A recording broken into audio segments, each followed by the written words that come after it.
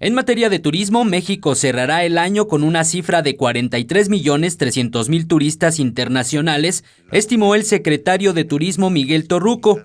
Al presentar un informe sobre los avances del sector, dio a conocer que la cifra es 4.7% mayor a la de 2018.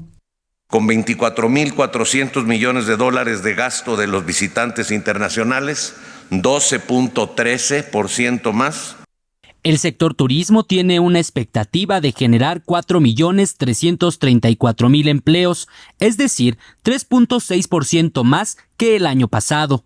Por otro lado, destacó que de enero a agosto de 2019 las cifras son positivas. Por su parte, el presidente Andrés Manuel López Obrador estimó que el sector va bien y consideró que no registra estancamiento, pero reconoció que en este rubro se ha apostado solo a algunas zonas del país.